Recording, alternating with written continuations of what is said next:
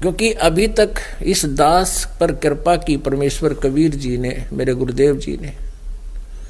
उसके बाद इस दास की ज्ञान वाली अखियां खुली।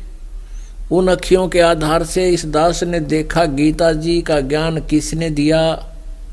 श्री कृष्ण जी ने दिया? नहीं। सभी ये मानते थे कि श्री कृष्ण ने ज्ञान बोला। नहीं, श्री कृष्ण जी में प्रवेश करके इस काल ने, ब्रह्म ने, जो 1000 भुजा का भगवान है, इसने बोला वो श्री कृष्ण का शरीर यूज किया बोलते समय, उसमें प्रवेश कर गया प्रेतवत। और अभी तक सभी यही मान रहे थे कि श्री कृष्ण जी ने गीता का ज्ञान बोला। पुण्यात्माओं, तो ये अर्जुन ने भी यही मान रखा था कि श्री कृष्ण जी ने गीता का ज्ञान कहा। तो जब गीता जी के अध्याय नंबर 2 के श्लोक नंबर 37 और 38 में कहा है कि अर्जुन, तो लाभ हानि की चिंता छोड़कर, जय पराजय की चिंता छोड़कर युद्ध कर। और फिर 37 में कहा कि यदि तू युद्ध में मारा गया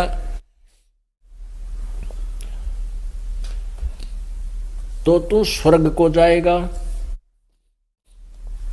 और यदि तू विजयी हुआ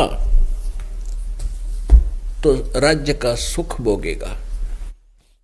तेरे दोनों हाथों में लाडू। अब देखिएगा थोड़ा सा, आपको गीता के अध्याय नंबर 2 के श्लोक नंबर 37 और 38 सुनाते हैं, पढ़ाते हैं।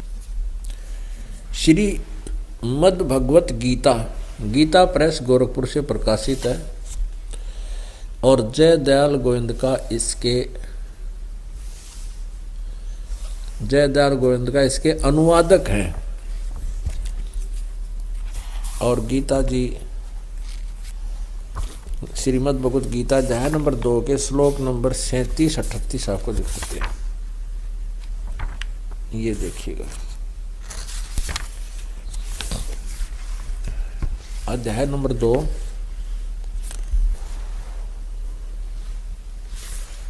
श्रीमद् भगवत गीता 37 श्लोक।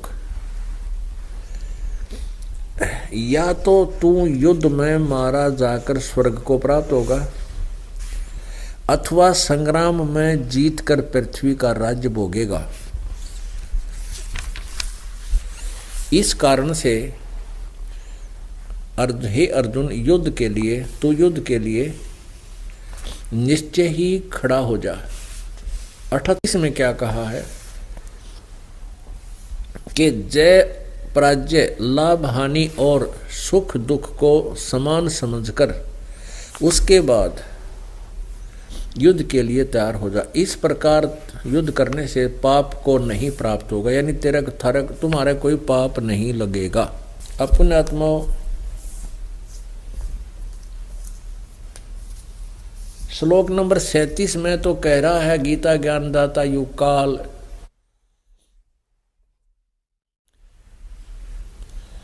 के लाभ हानि और जय पराजय की चिंता छोड़कर तू युद्ध कर ले।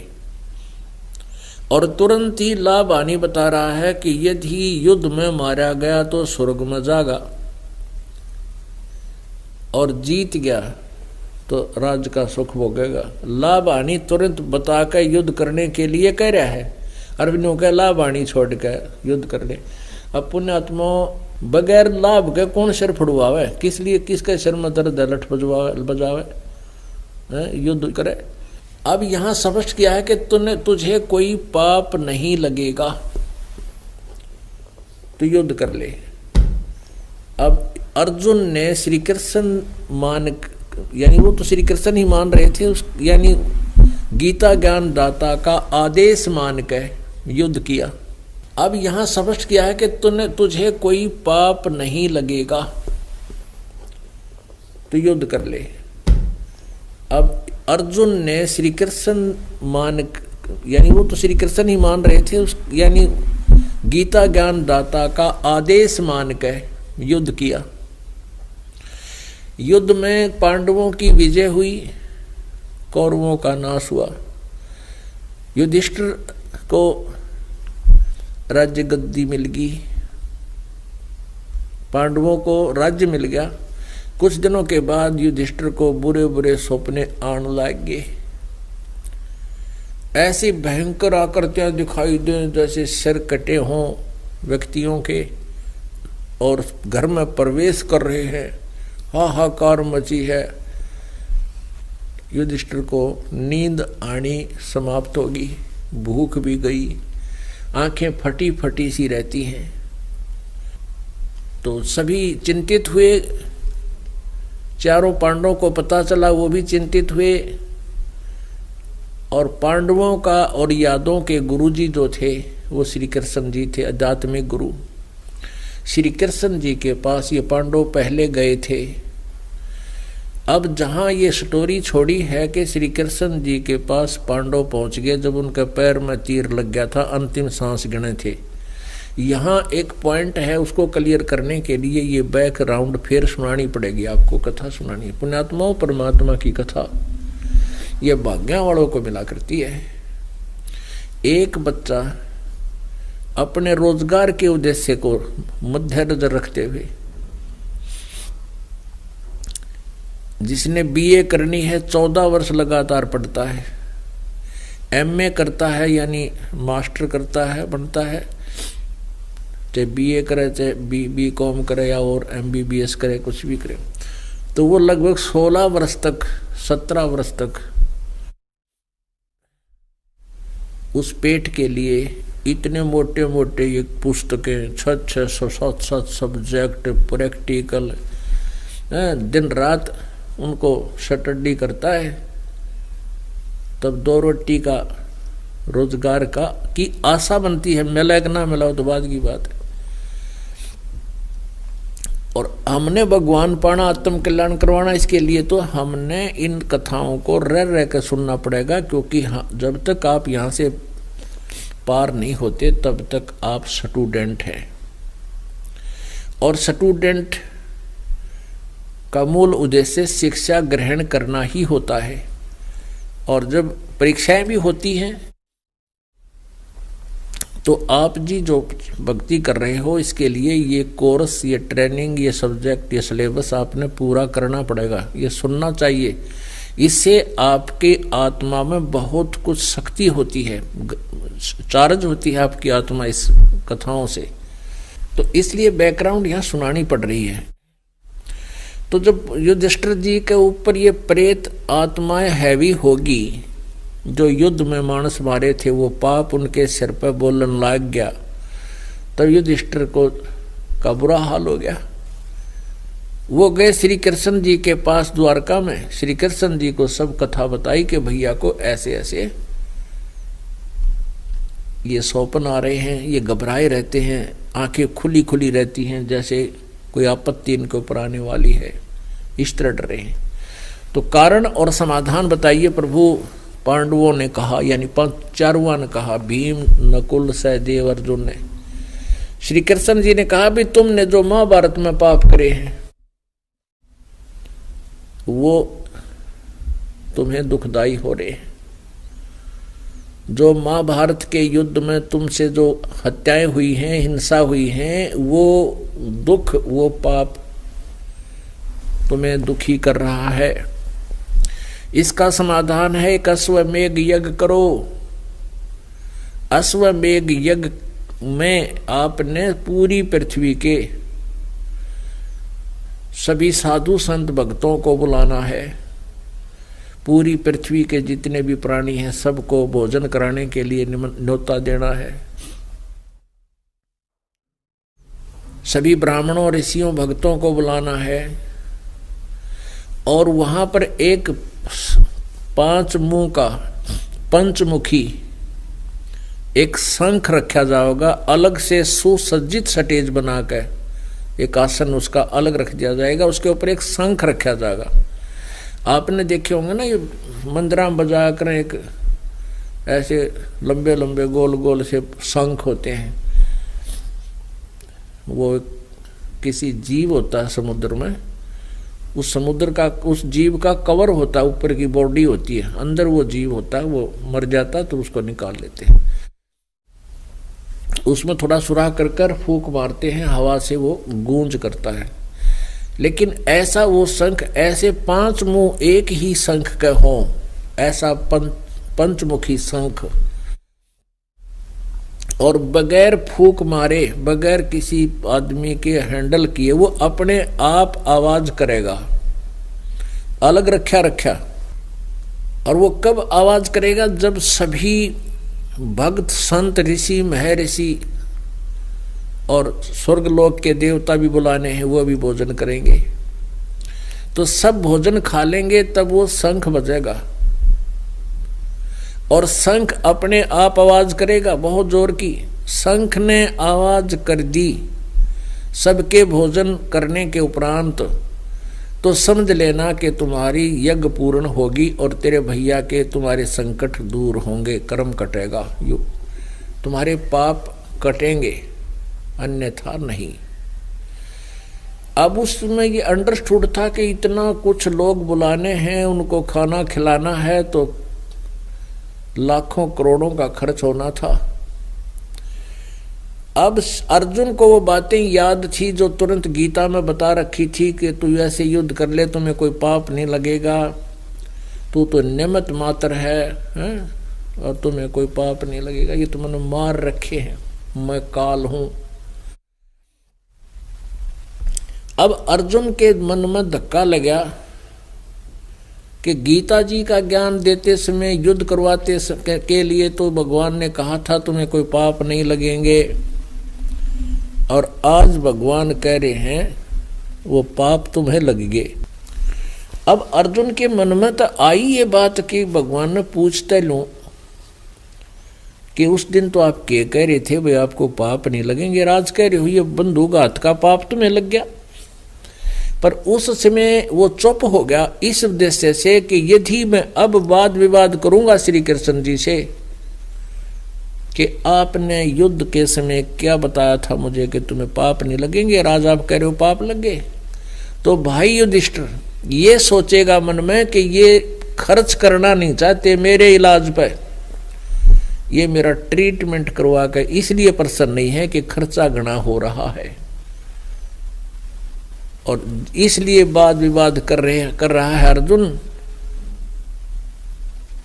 तो अर्जुन ने सोचा जय भाई के मन में यह बात घर करगी, ये मर जाएगा, इलाज नहीं कराओगा, ये नहीं कराएगा, ये ट्रीटमेंट, ये समाधान, ये यज्ञ नहीं करेगा, ये इतना नेक आत्मा है। तो इस बात को दृष्टिकोण मद्देनजर रख के अर्जुन चुप हो गया, छाती में मुक्का मार लिया एक देसी लैंग्वेज में, यानी सब संतुष्ट हुआ, सब्र कर लिया कि कोई बात नहीं, अब नहीं बोलूंगा, कुछ नहीं कहूंगा, लेकिन कांटा सा खटकता रहा उसका ये बात का। और करबद्ध होकर सभी पांडवों ने, चारों पांडवों ने कहा प्रभु आप जैसा आपका आदेश हो, आप समय रख दो उस यज्ञ का, वो धर्म भंडारा करना था यज्ञ, और स्थान बता दो। श्री कृष्ण जी ने समय और स्थान दिनांक निर्धारित कर दिया। सभी देश विदेश के सभी वो सभी साधु संत भक्त ऋषि मंडलेश्वर सब बुला लिए। कहते हैं 33 ऊपर स्वर्गलोक के देवता भी 33 करोड़ थे, वो भी आ गए, 88,000 ऋषि दुर्वासा कैसे भी वहां आ गए, वशिष्ठ मुनि जैसे, विश्वामित्र जैसे, मार्कंडे जैसे और लोमस ऋषि जैसे, ये सभी वहां पर 9 नाच 84 शब्द सारे आ गए। उधर से भीम की जो ड्यूटी लगा रखी थी वो किसी विशेष क्षेत्र में थी, और उसमें ये बनारस भी आता था, बनारस से की तरफ न्योता देने का कार्य भीम को दे रखा था। एक सुदर्शन नाम के भगत थे जो कबीर परमेश्वर जी के तत्व ज्ञान के सत नाम के उपासक थे, तत्व ज्ञान से परिचित थे। उस कहते हैं परमात्मा कबीर जी चारों युगों में आते हैं, परमेश्वर कबीर जी चारों युगों में आते हैं। सतयुग में सतसुकृत नाम से, त्रेता में मुनिंदर नाम से, द्वापर में करुणामय नाम से और कलयुग में कबीर नाम से। वो एक एक नाम से प्रसिद्ध रहते हैं। चारों युग में संत पुकारे, कूक कहा हम हेल रे। हीरे माणक मोती बरसें, ये जग चुगता ढेल रे। परमात्मा कबीर जी कहते हैं कि चारों युगों में मेरे से परिचित संतों ने मेरे गुणगान किए और इस सत साधना तत्व ज्ञान का प्रचार किया, और मैंने भी आकर चारों युगों के अंदर यही सतमार्ग बताया। लेकिन ये भोले व्यक्ति हमारे इस तत्व ज्ञान सत्य ज्ञान रूपी हीरे और मोती लालों को छोड़कर आन उपासना रूपी कंकरों को, डलों को इकट्ठा कर रहे हैं। चारों युग में संत पुकारे, कूक कहा हम हेल रे। हीरे माणक मोती बरस हैं, ये जग चुगता ढेल रे। अपने उस नियम के आधार से परमात्मा उस समय करुणा में नाम से द्वापर में प्रकट थे। और सुदर्शन जी वो वाल्मीकि परिवार में जन्म था, वाल्मीकि परिवार में, लेकिन वो सत भक्ति परमात्मा कबीर जी यानी करुणा में नाम से आए हुए प्रभु से बताए मार्ग की कर रहे थे, सतनाम की साधना करते थे और तत्व ज्ञान से परिचित थे। जब भीम जी उधर संदेशा देते हुए और सुदर्शन भक्त की कुटिया पर पहुंचे, झोंपड़ी पर गए, तो सुदर्शन जी से भीम ने कहा कि भगवान, मैं राजा युधिष्ठिर का भाई हूं, भीम मेरा नाम है, और आप जी को आमंत्रित करने आया हूं। हमने एक यज्ञ करनी है भगवान श्री कृष्ण जी के सानिध्य में, और आप जी को आमंत्रित किया है, करने आया हूं, हमारी यज्ञ में आइएगा। तब सुदर्शन जी को पता था कि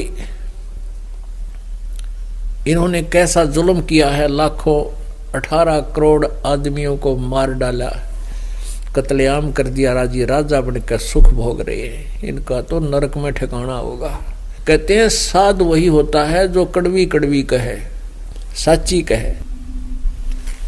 परमात्मा कहते हैं जेता मीठा बोलवा और तेता संत ना हो, और खरी खरी जो कहते हैं संत कहावे सोए।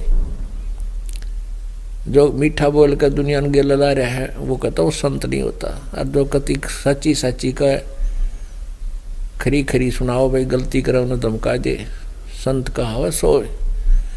तो सुदर्शन जी कहने लगे रे भीम, तुम्हारे अन्न को जो खावेगा वो भी नरक में जाएगा।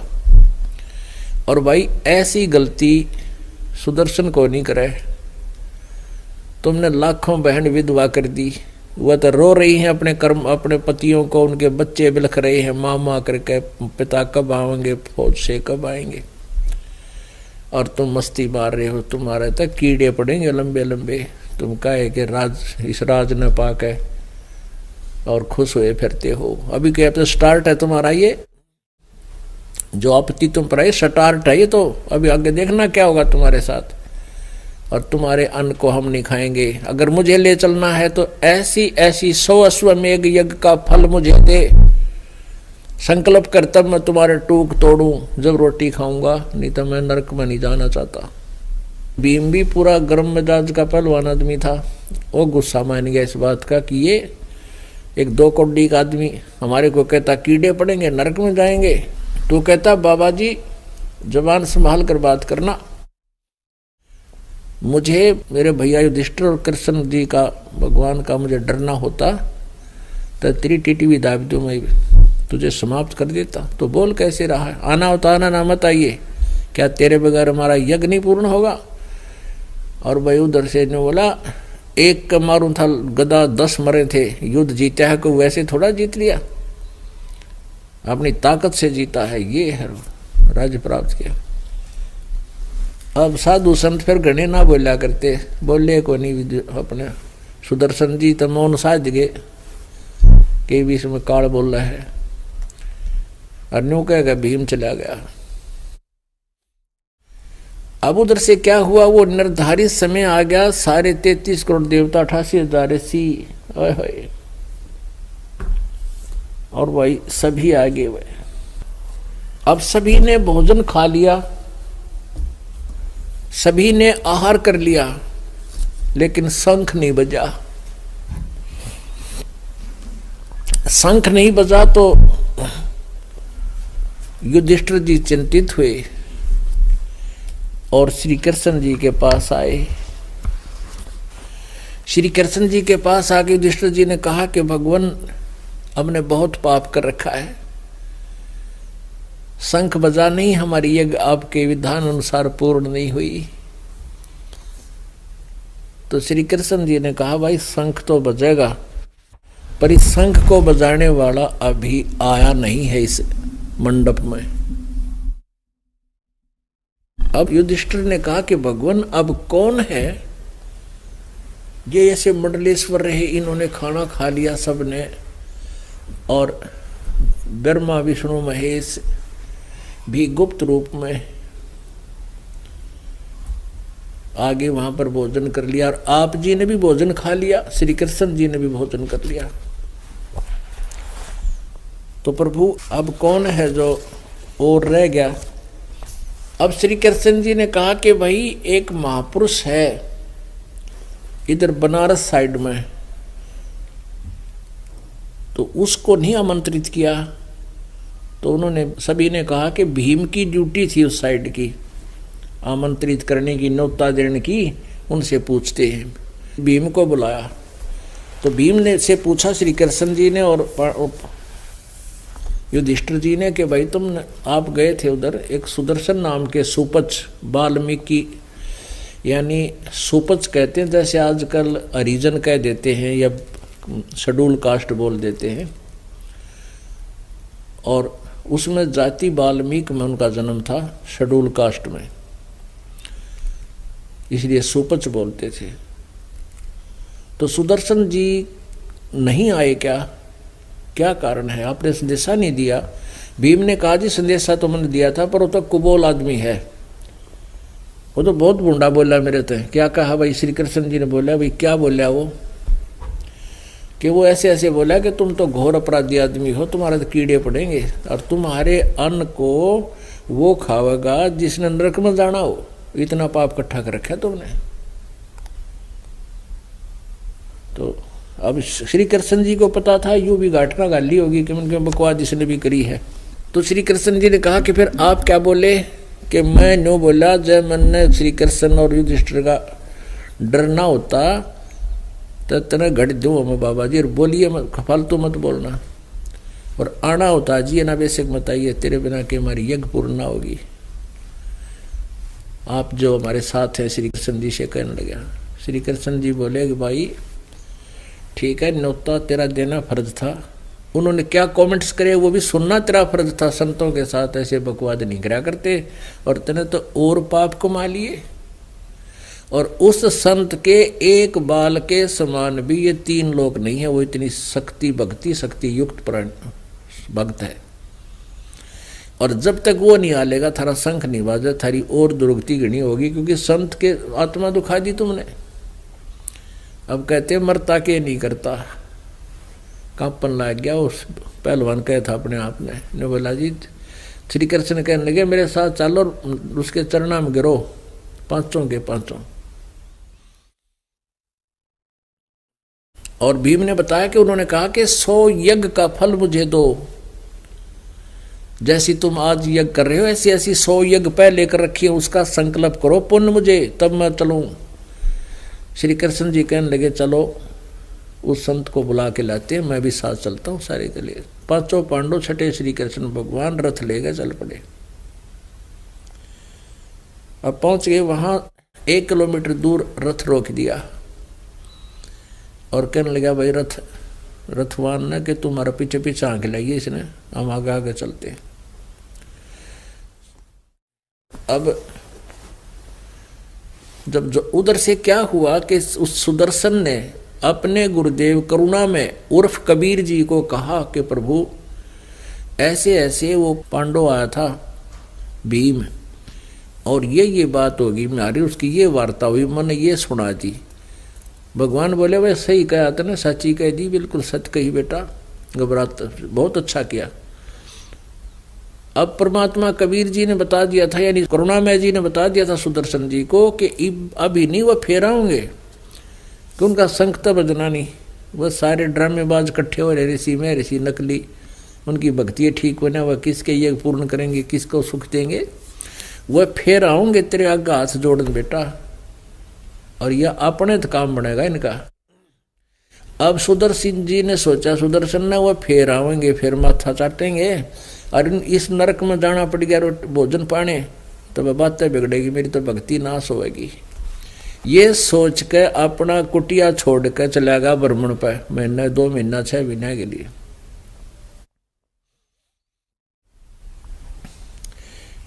अब परमात्मा कहते हैं अपने भगत की टेक भगवान रखता है। कबीर परमात्मा जी की ये लीला है। सुदर्शन रूप बनाकर कबीर परमेश्वर जी सुदर्शन जी के कुटिया में बैठ गए।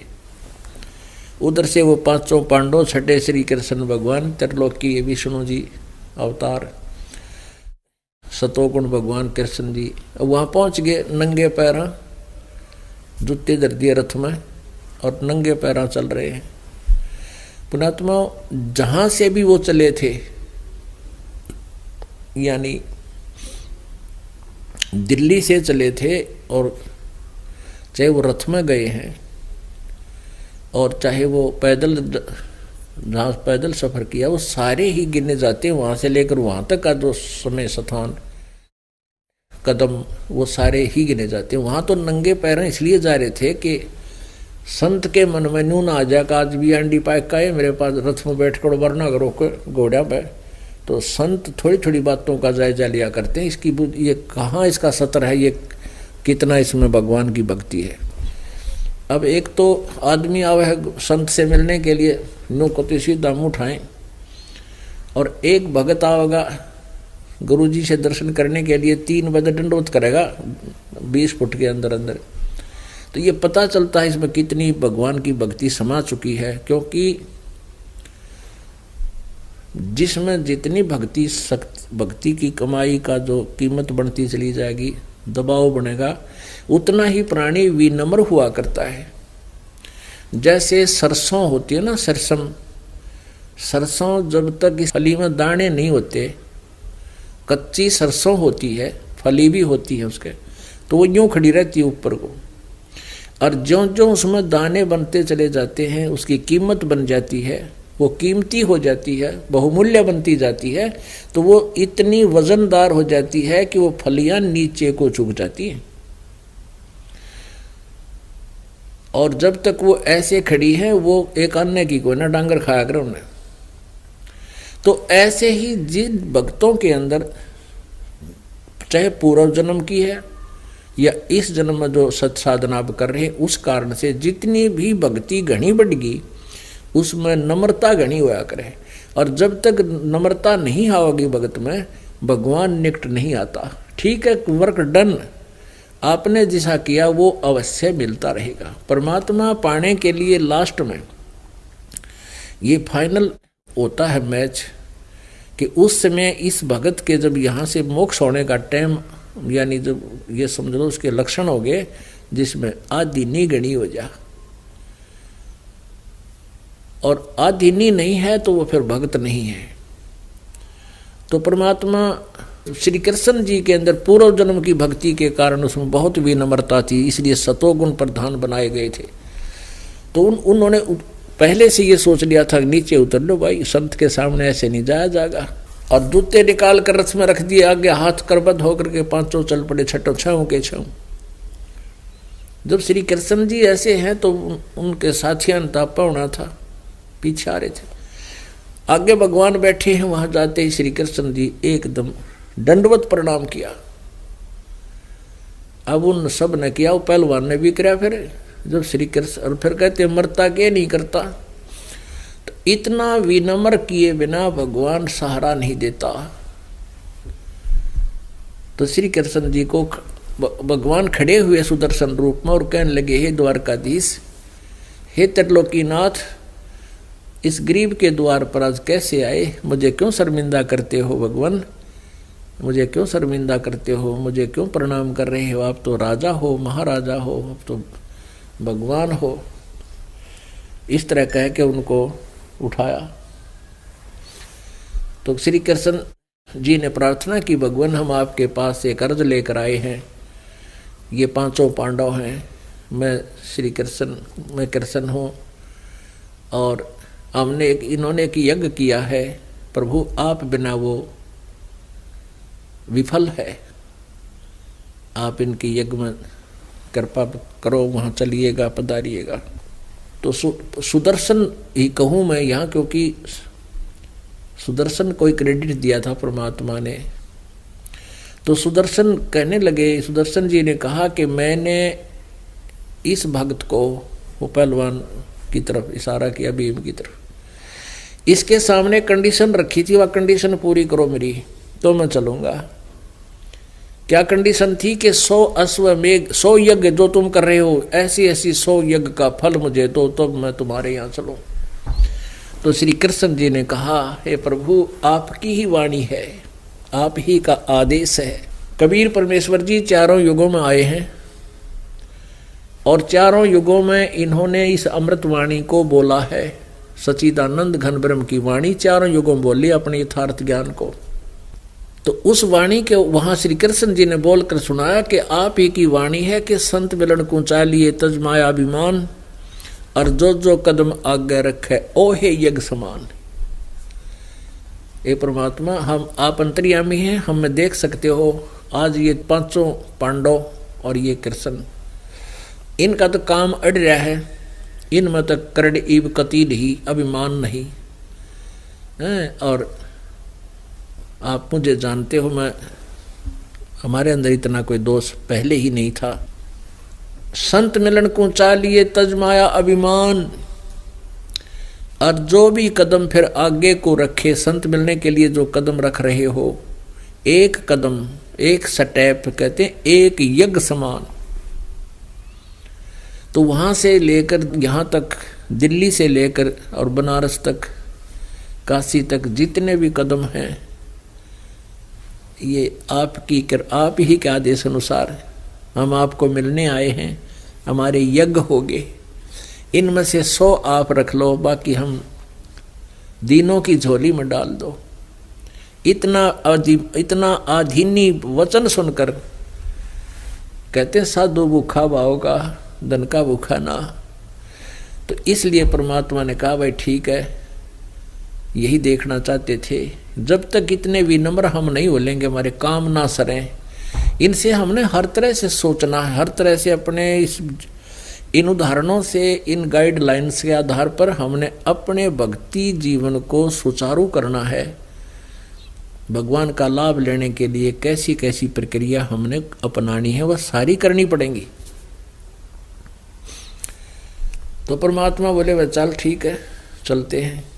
और कहने लगे भीम ते पहलवान उस दिन के डींग मारा था, तो क्या डींग मार रहा था कि मैं एक का मारू था 10 मरे थे, ताकत है तो जीता युद्ध।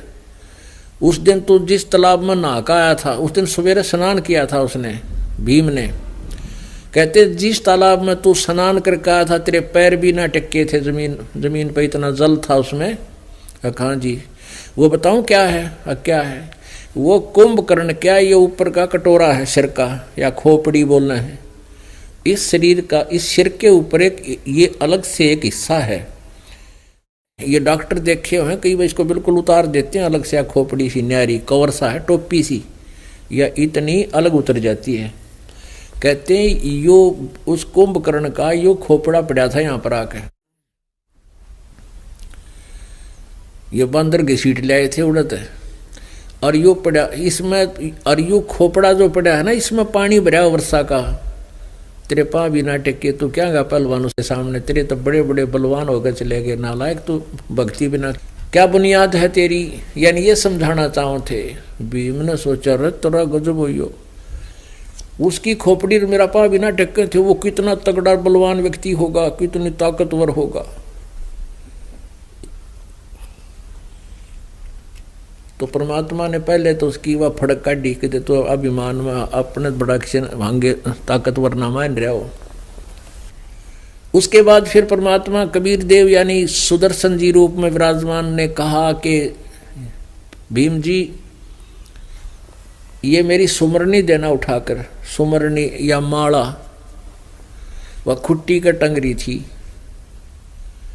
अब भीम गया उठाने के लिए, बिल्कुल उंगली के हिसाब से न्यू उठाना चाहा था, वह उंगली तो फेल पूरा दोनों हाथ ला लिए, वह सुमरनी टस से मस नहीं हुई, जाम कर दिया।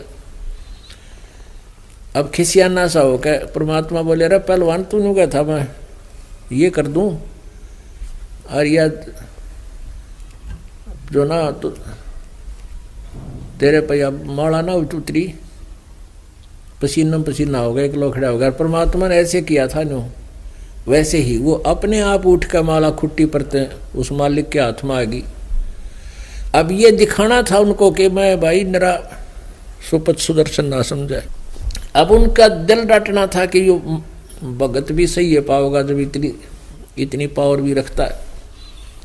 तो उनके मन में यह बात फिट होगी कि भाई महात्मा बनेगी बात, इस तरह कुछ तो ये मन में आई।